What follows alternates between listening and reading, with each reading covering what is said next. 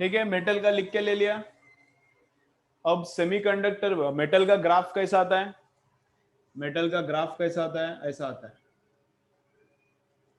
Metal का graph ऐसा आता है, रेजिस्टिविटी वर्सेस टेम्परेचर का ग्राफ। इनिशियली नॉन लीनियर रहता है लेकिन बाद में लीनियर बनता है। मेटल का रेजिस्टिविटी वर्सेस टेम्परेचर का ग्राफ ऐसा रहता है, इनिशियली थोड़ा कर्व रहता है, लेकिन इधर से इसके बाद में देखो, इसके बाद में क्या होता है? ऑलमोस्ट स्ट्रेट लाइन होता है। ठीक है, चलो मेटल का ग्राफ भी निकालो, रेजिस्टिविटी एंड टेम्परेचर का। स्क्रीन क्लियर नहीं है सबके लिए? कैसा है रे?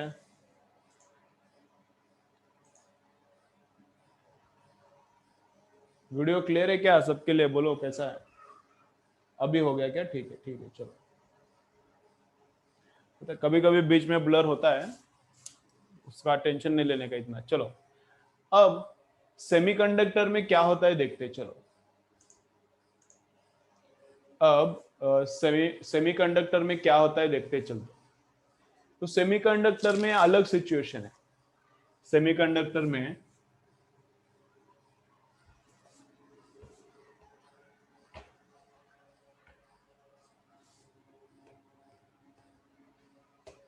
ठीक है, चलो। सेमीकंडक्टर में भी इलेक्ट्रॉन्स है और उसके साथ उसमें और एक क्या है? होल्स है। चलो, सेमीकंडक्टर में इलेक्ट्रॉन्स तो है, एंड इलेक्ट्रॉन्स के साथ सेमीकंडक्टर में और क्या है? होल्स भी है। तो जब टेम्परेचर बढ़ता है, जब टेम्परेचर बढ़ता है तो उसका रेजिस्टिविटी क्या होता है? बोलो क्या होता है? याद आ रहा है तो बोलो मुझे। सेमीकंडक्टर में डिक्रीजेस तो डी बोलो, इंक्रीजेस तो आई बोलो। सेमीकंडक्टर में क्या होता है? एज टेम्परेचर इंक्रीजेस उसका रेजिस्टेंस, वेरी गुड, क्या होता है? डिक्रीजेस। उसका रेजिस्टेंस क्या होता है? सेमीकंडक्टर का डिक्रीज होता है। तो उसमें क्या होता होगा? उसमें क्या होता in semiconductor, in semiconductor as temperature increases, N का वैल्यू, नंबर ऑफ एन मतलब number of electrons, and semiconductor के केस में होल्स का भी लेना पड़ेगा क्योंकि होल्स भी कैरी करता है ना अभी। तो एन मतलब नंबर ऑफ कैरियर्स पर मीटर क्यूब, तो नंबर ऑफ कैरियर्स पर मीटर क्यूब तो बढ़ेगा। एन का वैल्यू मेटल में भी बढ़ता है और सेमीकंडक्टर में भी बढ़ता है व्हेन टेम्परेचर इंक्रीजेस, क्योंकि इलेक्ट्रॉन जो अंदर बैठा है बॉन्ड के, सिलिकॉन सिलिकॉन बॉन्ड के जो अंदर बैठा है इलेक्ट्रॉन, वो बाहर आता है। बाहर आ गया मतलब वो फ्री हो गया टेम्परेचर बढ़ने के बाद, और जहां से वो आता है वहां पर होल प्रोड्यूस होता है, तो नंबर ऑफ कैरियर्स बढ़ता है। टाउ क्या होगा? टाउ उधर भी कम होगा। मेटल में जो होता है वैसा ही इधर होता है, लेकिन इधर क्या होता है? इधर क्या होता है? सेमीकंडक्टर में, सेमीकंडक्टर में बहुत कम होल्स एंड बहुत कम फ्री इलेक्ट्रॉन्स ऑलरेडी रहते हैं। सेमीकंडक्टर में बहुत कम होल्स एंड फ्री इलेक्ट्रॉन्स रहते हैं, तो टेम्परेचर का इफेक्ट इस पे ज्यादा होता है, इस पे कम होता है। सेमीकंडक्टर में effect of n is more, effect of n is more मतलब नंबर ऑफ कैरियर बहुत बढ़ता है, लेकिन टाउ रिलैक्सेशन टाइम कम होता है लेकिन थोड़ा ही कम होता है, तो इफेक्ट एन का बड़ा है। तो एन इंक्रीजेस, एन इंक्रीजेस तो रेजिस्टिविटी डिक्रीजेस। सेमीकंडक्टर में इसका इफेक्ट ज्यादा है, सेम ही होता है, मेटल में भी ये बढ़ता है, इधर भी बढ़ता है। ये सेमीकंडक्टर में भी कम होता है, मेटल में भी कम होता है, लेकिन effect of tau is more in metal and effect of n is more in semiconductor. So in semiconductor n increases, therefore resistivity decreases. ठीक है, चलो सेमीकंडक्टर का भी लिखो फटाफट। सेमीकंडक्टर का ग्राफ कैसा आता है? रो वर्सेस टी का ग्राफ भी ड्रॉ किया ना, मेटल का ग्राफ ड्रॉ किया ना। सेमीकंडक्टर का कैसा आता है? सेमीकंडक्टर का ऐसा आता है,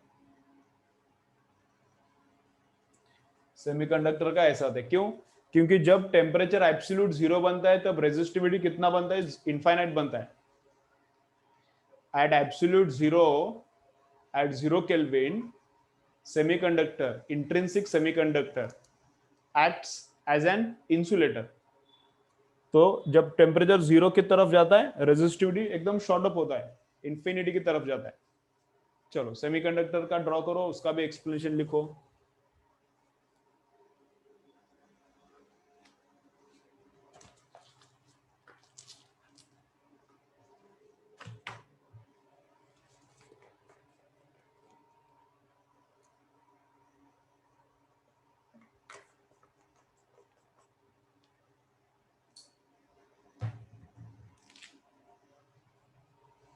चलो हो गया इतना।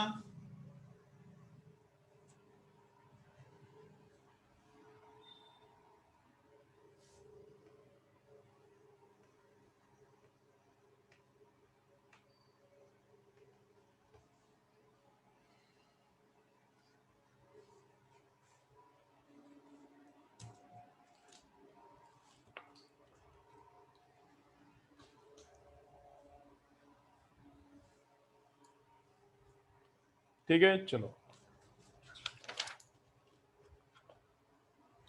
नेक्स्ट एक पॉइंट लिखो। पॉइंट अभी ये शायद इसमें होगा पूरा, छोड़ो मत लिखो, कितना इंपॉर्टेंट नहीं, मैं बोलता हूं बस। देखो क्या है, nichrome, manganin and constantan.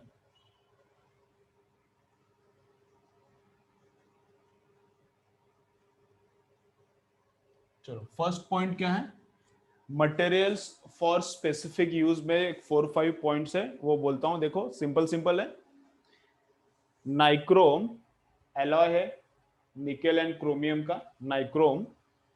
Manganin ये भी एलॉय है, एंड कॉन्स्टेंटन ये भी एलॉय है। ये एलॉयज किसके लिए यूज होते हैं, इस पे क्वेश्चन आ सकता है। अभी नीट का क्वेश्चंस का लेवल इतना कम हो गया है कि इस पे भी थ्योरेटिकल क्वेश्चन आ सकता है। सीईटी में तो ऐसा आता ही है पहले से, लेकिन अभी नीट में भी आ सकता है ऐसा। नाइक्रोम, मैंगनीन एंड कॉन्स्टेंटन ये तीनों एलॉयज है। इसके रेजिस्टेंस बनाते हैं। तो ये रेजिस्टेंसेस किधर यूज होते हैं, these resistances are used as these resistances are used as standard resistances in labs, laboratory में, labs में इन मटेरियल्स का स्टैंडर्ड रेजिस्टेंस बनाते हैं। स्टैंडर्ड मतलब which does not change with temperature। इनका अल्फा वैल्यू क्या रहता है, इनका अल्फा वैल्यू क्या रहता है, almost zero. Alpha value almost zero रहता है मतलब, अल्फा वैल्यू ऑलमोस्ट जीरो रहता है मतलब with temperature resistance does not change. With temperature उनका रेजिस्टेंस चेंज नहीं होता। तो लैब में मैं एक्सपेरिमेंट कर रहा हूं morning 7 o'clock, morning 7 o'clock temperature समझो 20 डिग्री है, मैं एक्सपेरिमेंट कर रहा हूं 20 डिग्री पे। आफ्टरनून 12 o'clock पे तुम लोग एक्सपेरिमेंट कर रहे हो, फिर 35 डिग्री पे। तो टेम्परेचर डिफरेंस 15 डिग्री का है, 20 एंड 35। तो मेरा रिजल्ट अलग आएगा, क्योंकि अगर रेजिस्टेंस टेम्परेचर पे चेंज होता है तो मैं जब मॉर्निंग में एक्सपेरिमेंट कर रहा हूं तो 20 डिग्री पे उसका रेजिस्टेंस कम रहेगा। तुम 12 o'clock एक्सपेरिमेंट कर रहे हो तो तब उसका रेजिस्टेंस अलग रहेगा, टेम्परेचर बढ़ गया इसलिए। तो अलग अलग रीडिंग आएगा। तो लैब में, लेबोरेटरी में कैसा रेजिस्टेंस यूज करना चाहिए, स्टैंडर्ड, कि जिसका resistance does not change with respect to temperature. और वो किस किस मटेरियल का बनता है, किन किन मटेरियल्स का बनता है, नाइक्रोम, मैंगनीन एंड कॉन्स्टेंटन का। अल्फा कितना रहता है उनका, जीरो। क्या बनता है इससे, स्टैंडर्ड रेजिस्टेंसेस। क्या बनता है, स्टैंडर्ड रेजिस्टेंसेस। ठीक है, चलो। और दूसरा पॉइंट, एलॉयज का resistivity is always more than resistivity of metals by using which that alloy is made। एक एलॉय बनाया, समझो निकेल एंड क्रोमियम का, ये नाइक्रोम ही समझो बनाया। तो निकेल एंड क्रोमियम का मिक्सचर का मतलब एलॉय का, निकेल एंड क्रोमियम का जो मिक्सचर है उसका रेजिस्टिविटी रो, उसका रेजिस्टिविटी हाई रहता है अकेले निकेल से एंड अकेले क्रोमियम से। समझ रहा है? एक निकेल लिया, निकेल का रेजिस्टिविटी से भी मिक्सचर का रेजिस्टिविटी ज्यादा है, क्रोमियम के रेजिस्टिविटी से भी मिक्सचर का रेजिस्टिविटी ज्यादा है। तो जब मेटल्स का मिक्सचर बनता है, एलॉय बनता है, तब रेजिस्टिविटी क्या होता है? बढ़ता है। ठीक है, चलो यह सेकेंड पॉइंट है। थर्ड पॉइंट क्या है? जो चाहिए वो लिख के ले लो, मुझे नहीं लगता ये ज्यादा इंपॉर्टेंट है, वैसे भी एररलेस में है सब ये। ठीक है, चलो समझो, आरटी वर्सेस टेम्परेचर का ग्राफ निकालना है। Resistance at temperature T and temperature, मतलब टेम्परेचर के साथ रेजिस्टेंस कैसा चेंज हो रहा है, इसका ग्राफ निकालना है। तो कैसा निकालेंगे? तो अल्फा समझो पॉजिटिव है, अल्फा पॉजिटिव हो सकता है, निगेटिव हो सकता है, या फिर जीरो भी हो सकता है। अल्फा पॉजिटिव है तो ग्राफ कैसा आएगा? थोड़ा ट्राई करते हो क्या? ट्राई करो अपने अपने नोटबुक में, थोड़ा ट्राई करो। रेजिस्टेंस वर्सेस टाइम, इसका ग्राफ ड्रॉ करने का ट्राई करो, अल्फा पॉजिटिव लेके, कांस्टेंट एंड पॉजिटिव। चलो ट्राई करो, देखो आता है क्या। कौन सा फॉर्मूला यूज करने का? ये वाला।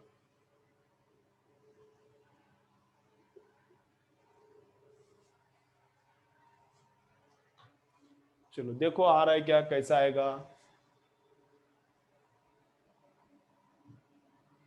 हाँ, मेटल का ही पॉजिटिव होता है, मेटल का अल्फा पॉजिटिव होता है या फिर बहुत कम रहता है। ये जो एलॉयज है इसका अल्फा ऑलमोस्ट जीरो होता है। चलो बोलो कैसा आएगा ग्राफ, नेचर बोलो ग्राफ का। Parabolic, hyperbolic, circle, straight line, कैसा आएगा? ठीक है, गुड। चलो बाकी लोग बोलो, किसी को आ रहा है क्या? ये ग्राफ कैसा आएगा? आर टी वर्सेस टी, बोलो ग्राफ कैसा आएगा?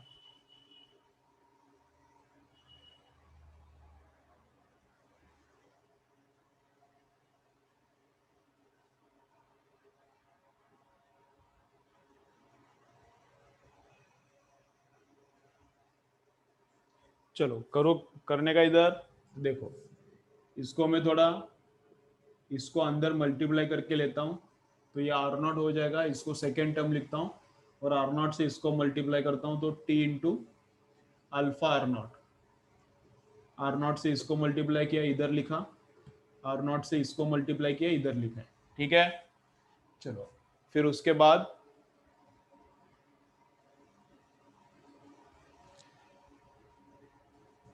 ठीक है देखेंगे।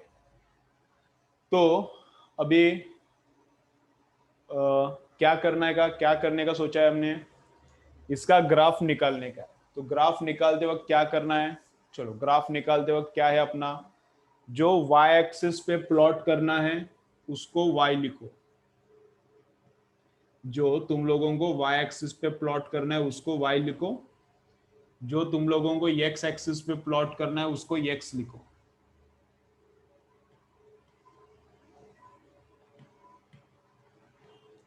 और ये एज इट इज, ठीक है ना। ग्राफ प्लॉट करते वक्त क्या करने का, जो y एक्सिस पे प्लॉट करना है उसको y लिखने का, जो x एक्सिस पे प्लॉट करना है उसको x लिखने का। अभी इक्वेशन कैसा दिख रहा है? स्ट्रेट लाइन जैसा, स्ट्रेट लाइन आता है। अभी इक्वेशन कैसा दिख रहा है? स्ट्रेट लाइन जैसा, y is equal to M x plus C. अभी ये इक्वेशन कैसा दिख रहा है? स्ट्रेट लाइन जैसा दिख रहा है ना, y is equal to M x plus c. Simple simple रहता है, एक ही ट्रिक याद रखने का ग्राफ के लिए, ग्राफ के लिए एक ही ट्रिक याद रखने का, y पे जो प्लॉट करना है उसको y लिखो, x पे जो प्लॉट करना है उसको x लिखो, जो और अपना जो इक्वेशन से स्टैंडर्ड उसके साथ कंपेयर करने का। अभी ये स्ट्रेट लाइन जैसा दिख रहा है, y is equal to M x plus C. तो कैसा आएगा? इधर मैं ड्रॉ करता हूं, ये है y एक्सिस, ये है एक्स एक्सिस, ठीक है। y is equal to M x plus C, C मतलब कितना है आर नॉट, तो आर नॉट ये y इंटरसेप्ट रहता है, y is equal to M x plus C, C क्या रहता है y इंटरसेप्ट, तो y इंटरसेप्ट किधर है, यहां पे लेता हूं मैं आर नॉट, y इंटरसेप्ट में इधर लेता हूं आर नॉट, ठीक है। यहां पे लाइन कट मारता है, ये अगर अल्फा पॉजिटिव है तो ये पूरा भी पॉजिटिव रहेगा, अल्फा पॉजिटिव है तो ये पूरा मतलब ये स्लोप है ना, एम एक्स है, ये स्लोप है, अल्फा पॉजिटिव तो पूरा पॉजिटिव, तो लाइन कैसा आएगा, ऐसा ऊपर चढ़ने वाला, ऐसा।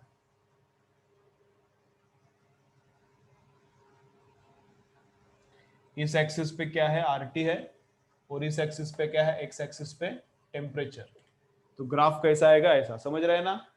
ये तो स्ट्रेट लाइन है, कहां पर कट मारेगा, आर नॉट पे, वाई एक्सिस को, तो वाई एक्सिस पे कट बैठा आर नॉट पे, ये स्लोप रहता है, पॉजिटिव स्लोप है तो ऊपर चढ़ने वाला लाइन, निगेटिव स्लोप है तो नीचे जाने वाला लाइन, और जीरो स्लोप है तो हॉरिजॉन्टल लाइन। तो यहाँ पे अल्फा मैंने पॉजिटिव बोला था, आर नॉट तो अभी रेजिस्टेंस है, पॉजिटिव रहता है, तो ये पॉजिटिव है, नहीं पॉजिटिव, तो स्लोप पॉजिटिव है तो ऊपर चढ़ने वाला ग्राफ, तो इसका अल्फा पॉजिटिव है। अगर अल्फा जीरो है, इन मटेरियल जैसा नाइक्रो मैंगनीन कॉन्स्टेंटन जैसा अल्फा ऑलमोस्ट जीरो रहता है, पक्का जीरो नहीं रहता, जीरो से थोड़ा ज्यादा रहता है। अगर ऑलमोस्ट जीरो है अल्फा, तो ग्राफ कैसा आएगा, ऐसा, तो ये हॉरिजॉन्टल है डॉटेड लाइन, तो डॉटेड लाइन से थोड़ा ऐसा ऊपर चढ़ने वाला, तो ये क्या है, अल्फा ऑलमोस्ट जीरो, ये डॉटेड लाइन मतलब हॉरिजॉन्टल, समझ रहा है क्या, ये डॉटेड लाइन मतलब हॉरिजॉन्टल, उसके थोड़ा ऊपर चढ़ता है ग्राफ, डॉटेड लाइन मतलब हॉरिजॉन्टल, उसके थोड़ा ऊपर जाता है, मतलब ऑलमोस्ट कांस्टेंट रहता है। और अगर अल्फा निगेटिव है तो ग्राफ ऐसा नीचे जाता है, अल्फा निगेटिव है तो ग्राफ, अल्फा निगेटिव मतलब स्लोप निगेटिव है, स्लोप है, तो ग्राफ ऐसा नीचे जाने वाला, समझ रहा है। चलो ड्रॉ करके ले लो, स्टेप्स लिखो एंड ड्रॉ करो, चलो स्टेप्स लिखो और ड्रॉ करो। अब इधर ग्राफ नहीं आता, वाई एक्सिस के लेफ्ट हैंड साइड में इधर ग्राफ नहीं आता, क्यों, क्योंकि इधर क्या होता है, ये टेम्परेचर है, तो इधर टेम्परेचर निगेटिव होता है, तो टेम्परेचर निगेटिव नहीं हो सकता, अगर एब्सोल्युटली एब्सोल्यूट का हम लोग सोच रहे तो टेम्परेचर निगेटिव नहीं हो सकता, इसलिए इधर ग्राफ नहीं आता, ग्राफ इसके आगे आता है। ओके चलो ड्रॉ करके लो।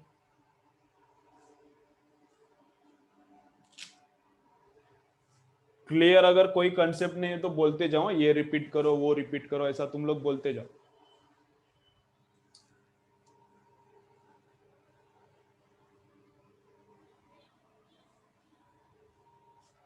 मनीषा पूरा क्लियर हो रहा है क्या, थोड़ा ही सिलेबस हुआ है अभी, लेकिन वो क्या सिंपल चैप्टर है, करंट इलेक्ट्रिसिटी चैप्टर है, थोड़ा ही अभी कवर हुआ है, लेकिन तो एक दो दिन में अंडरस्टैंड होना चालू हो जाएगा तुझे भी पूरा, ठीक है। चलो हो गया,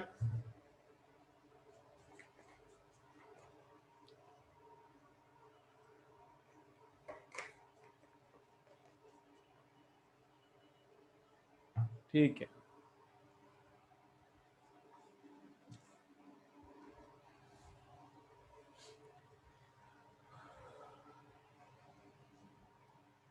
चलो नेक्स्ट पॉइंट क्या है देखो,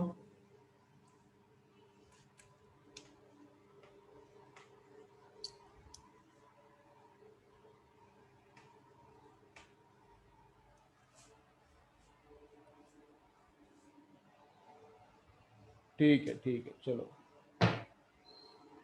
चलो नेक्स्ट पॉइंट क्या है देखो, सेमीकंडक्टर का कर्व देख लिया, मेटल्स का देख लिया, हाँ। अगर बल्ब का फिलामेंट है,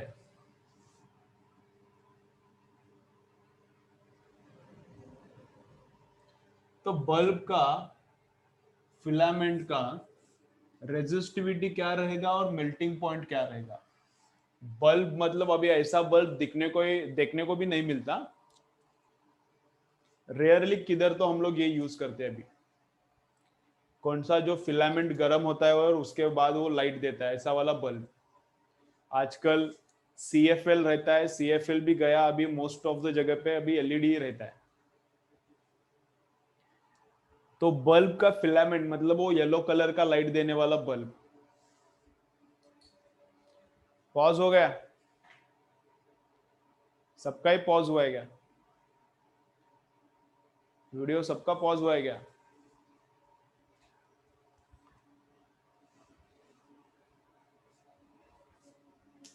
क्यों हो रहा है रे ऐसा, क्या समझ नहीं रहा, ऐसा क्यों हो रहा है, क्या हो रहा है ये? बाकी के लेक्चर्स में नहीं होता है, इधर ही हो रहा है अभी। मॉर्निंग में लेक्चर रहता है, इवनिंग में रहता है।